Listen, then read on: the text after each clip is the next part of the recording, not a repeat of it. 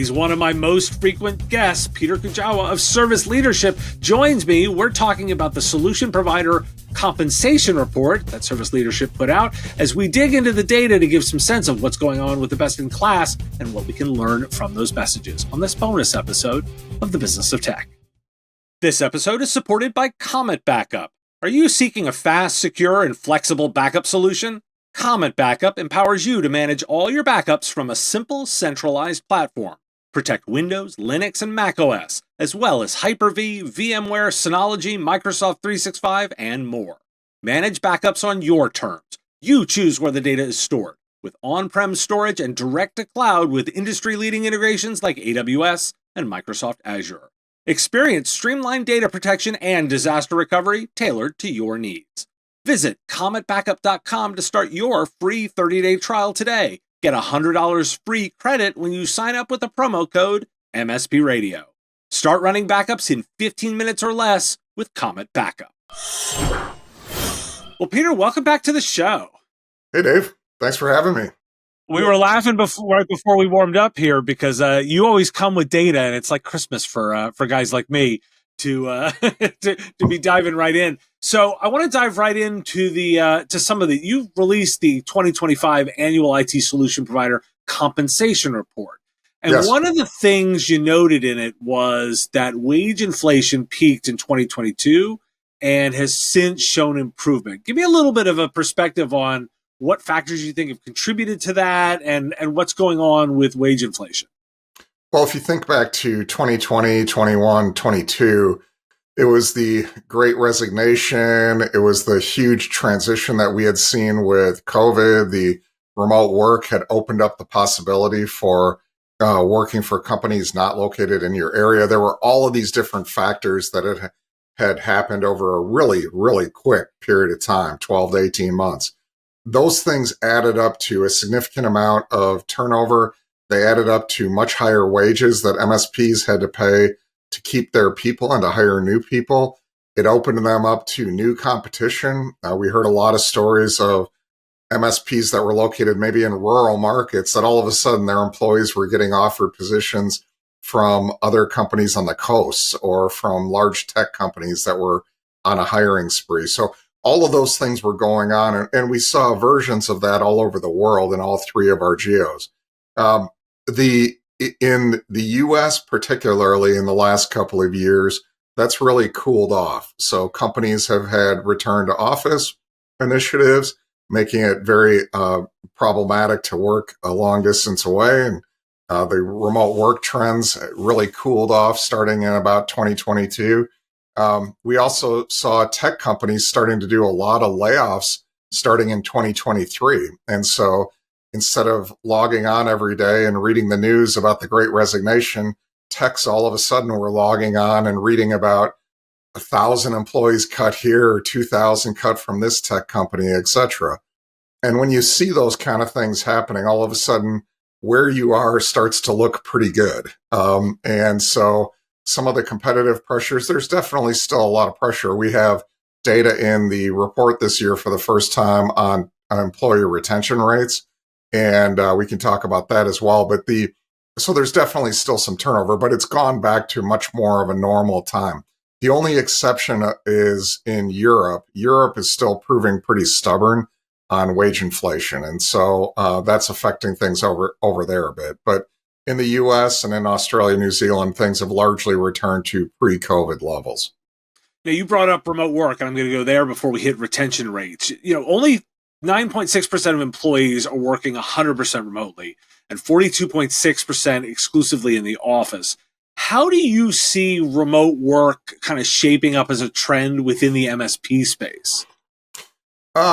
I think we'll always have it. We as we are seeing more national MSPs and some international MSPs now through consolidation, I think those are the folks that are the most likely to have full-time remote employees.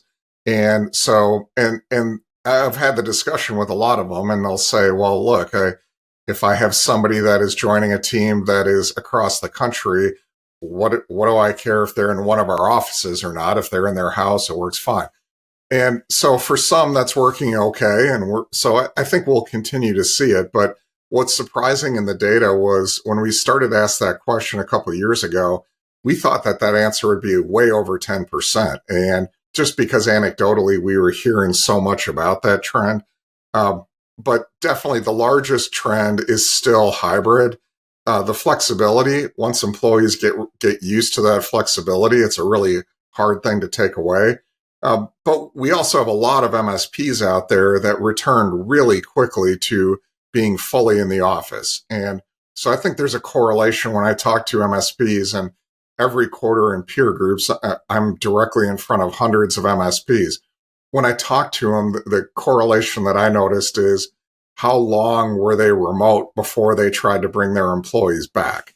And the longer they were remote, the more used to it their employees got, the more new hires came in under that and didn't come in under working from the office, etc. And the more difficult the transition has been to being fully back in the office. But for a lot of MSPs, they were back quickly. As soon as within weeks or months of being allowed to come back, they were back in the office. And there are years past this. It's hard to believe, but it's been 5 years since COVID initially hit, and everybody had to start dealing with this. So hybrid is definitely here to stay. I think remote is still here to stay, but it's much smaller as a percentage than it was a few years ago.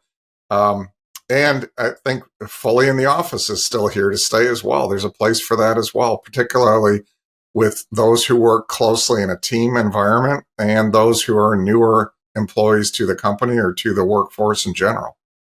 So let's talk a little bit then about retention. The report dove into the fact that employees with 1 to 3 years of experience have a 3-fold higher FTE churn rate compared to those with that 8 years and more of experience. Talk to me about what you're finding in terms of retention strategies, what's making a difference for those people early in the career versus late in the career, and what, leaders and those in hiring should be thinking about as it relates to retention. Yeah, I think a couple of things. One is we weren't particularly surprised with the staff retention data. We've long said that you can expect, depending on the position, that you're going to have staff position turnover around 20%. And that was exactly where it came in, 21.5 to be exact. So that 3 years or less experience is when you're in the danger zone, you have new employees. And so why do you lose employees during that from staff positions?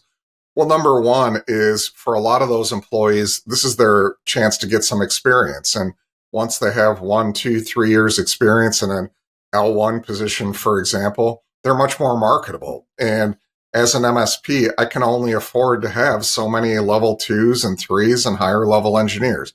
It's essential that I actually do lose some of my level 1s periodically for me to maintain that profitability model. I can't promote everybody up. So you're going to see some additional turnover because now I've got those employees who are just out of school and now they've got some experience, and particularly at an MSP, that's great experience. That's extremely marketable experience. So that's first and foremost. But second is training. For a lot of MSPs, the first 2, 3, 4 weeks is highly structured. They hire a new employee in who doesn't have as much experience, or even those who do have experience, they're coming in from outside. They need to learn your systems. They need to learn your customer base, your processes, etc. And so for those providers who put the time in to really do that, to assign mentors, they're going to have a lower turnover rate, and they're going to have a better odds that employee stays past that initial learning curve. For those that don't, those first few months can be pretty miserable for a new employee. And so you're not setting them up particularly well to succeed.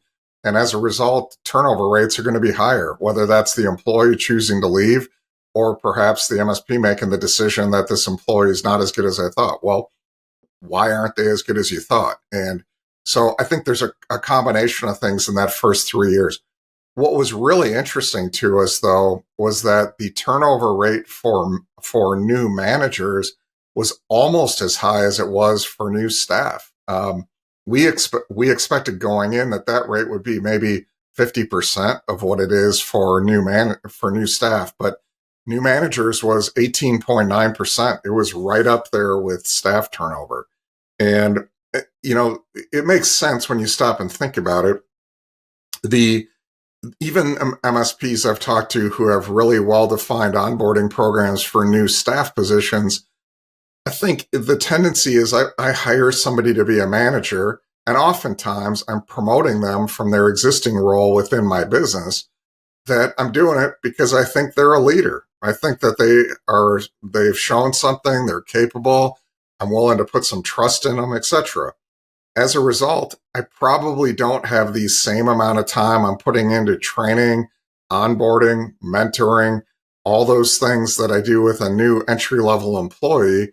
The expectation on a new manager is go manage, be successful. And so I think that's a mistake. I think we need to all recognize that the retention rates are almost as high for new managers as they are for new staff positions. And we need to invest time and training resources and mentoring in those new managers as well. And you looked at retention and how it relates to profitability. What did you find as you dug into that data? Yeah, the data was interesting. The highest turnover was actually in median, and that was for median profitability. The lowest turnover overall was for our best in class, and the second lowest was for the bottom quartile. And that might seem odd, and it is. It's a bit counterintuitive. But keep in mind, the bottom quartile pays the biggest raises every year. Our data shows that they have the highest wage inflation. They also, on average, pay the most and have the highest cost of their staff. So why? Well, I think bottom quartile shops are not very fun places to work. And so they have to throw a lot of money at their employees to keep them. And that fuels the continued downward pressure on profitability. But it is a little bit more effective at retaining some of their staff. The median is getting there. They're doing the right things right more often, but they're probably becoming more disciplined in their compensation practices, according to our data. And so they have a little bit higher turnover, particularly for their staff positions. The best in class, not only do they pay the lowest increases, on average, their overall pay by category is the lowest. So, and they have the best processes. Their operational maturity level is the highest. They have the best training and onboarding typically. So all of those things, even though they're not paying as high of increases year over year, they're keeping their people because, frankly, they're a more fun place to work. You are getting yelled at less often by your employee or by your customers, and your employees are enjoying life more, and you have more standardization, and your processes are better. Your tech stack adherence is more disciplined. All these things make life better at a best-in-class shop. Now, that relationship between top performing MSPs providing lower compensation, that was also true in the previous year's report. Is there any major changes to that, or is that trend staying consistent?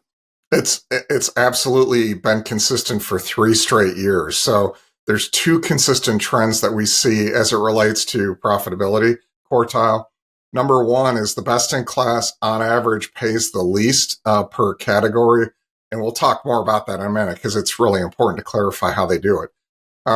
The second is the best in class pays the highest percentage of total annual earnings as incentives. So they have a higher percentage of my pay is going to be tied to performance if I work at a best in class shop. And those trends have held year over year over year. So let's talk about the first one. If one of the misconceptions that some folks have reading our report or listening to us talk is that if I go work at a best-in-class MSP, I'm going to be underpaid relative to if I work at a median or bottom quartile MSP. So an example of that is if I look at the managed services, the managed service category, the average pay at a bottom quartile MSP is about $75,000 per position. The average pay at a best-in-class MSP is about $65,000. So the temptation is to say, if I go work at this best-in-class shop, I'm going to sacrifice my own personal earnings to do it. And that's not actually the right way to look at it. Those are not individual position level comparatives. Those are categories.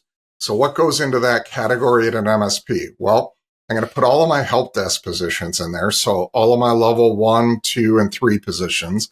I'm going to put my NOC positions, my service manager. I'm going to put any managed service engineers, anybody who's doing managed service work. My technical account managers will be in there, etc.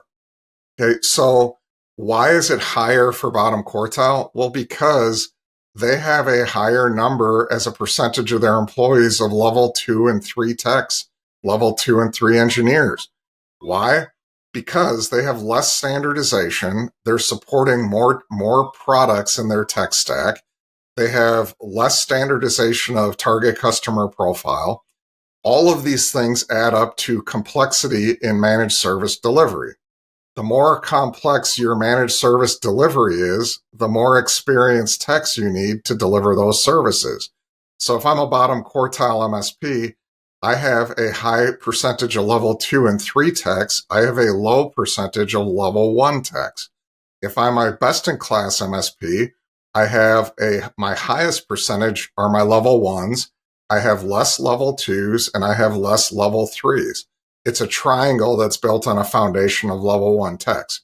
So if I put all of those positions together, I add them up and I divide them out by the number of FTEs, I'm going to have a higher average as a bottom quartile MSP than I am as a best-in-class MSP. So that's the key point on that. Gotcha. Now, one of the things I wanted to also get a bit of a follow-up is this, there's a bunch of different elements to the way that we're thinking about the current modern work style. We talked about remote work, we're talking about some of the different pressures. And there could be an argument that traditional compensation models are becoming obsolete or in need of revisiting in the face of these evolving workforce expectations. How would you classify that? How would you respond to that idea? And do you think that there is a need for changes in compensation structures for MSPs? Well, for most of the MSPs that we look at, the need that they have is to do a better job of performance pay. So the best in class are paying 2 to 3x as much in performance pay as a percentage of total annual earnings as the bottom quartile. And that's not just for managers, that's for staff positions as well. So when you look, the staff positions tend to be about 2x, managers tend to be about 3x.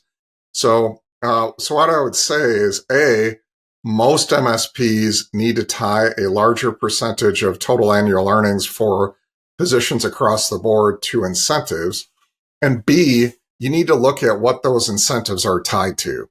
And what I mean by that is the easy way to do it is to tie all employees at all levels of the organization to things like EBITDA.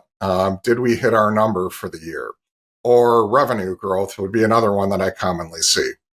The problem with that is that you want to make sure that whatever you're linking the employee's incentive to is something that the employee believes is relatively within their control.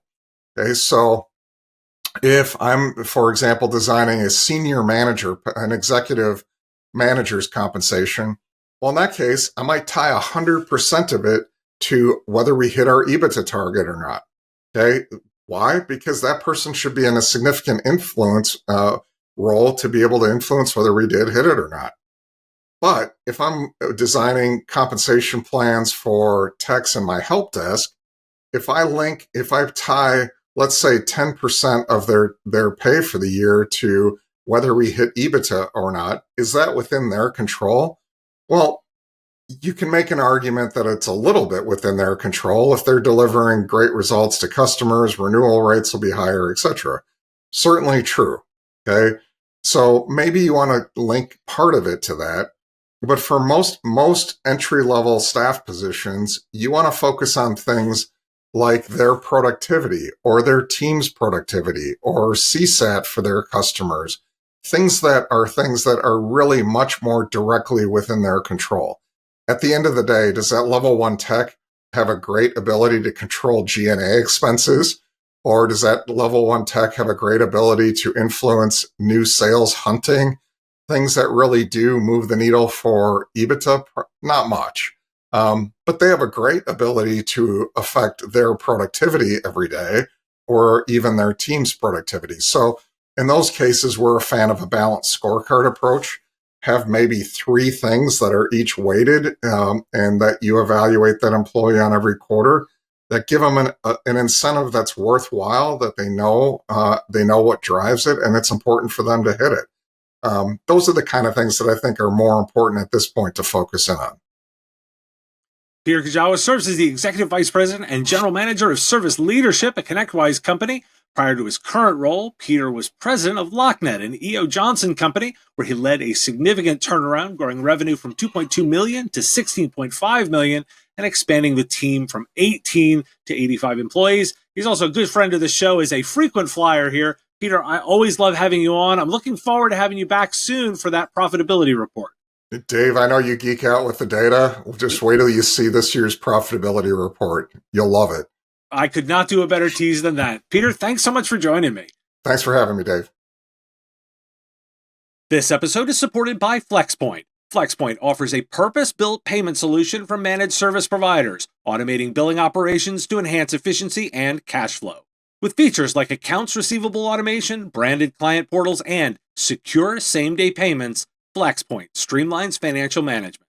Integrations with accounting software such as QuickBooks and Xero, as well as professional services automations tools like ConnectWise and Autotask, ensure seamless data synchronization.